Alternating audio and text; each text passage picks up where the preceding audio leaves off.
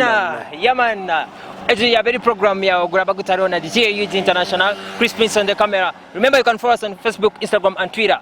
One love. Yeah, one love.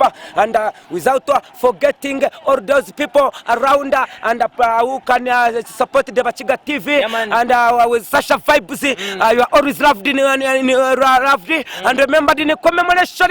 Yamana udat ya gwana gada mama preacher bana in a dissension.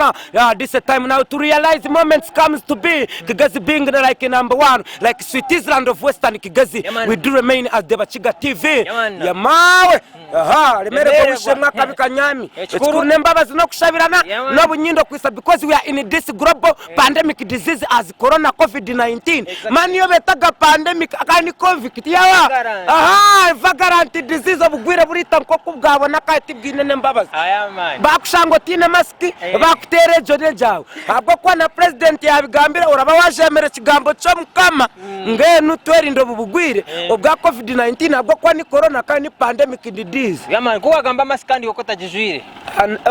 Na jebo muka konkano ande ba TV wena sasire tinda shagaruka taji. Nabari South Africa bakusasi.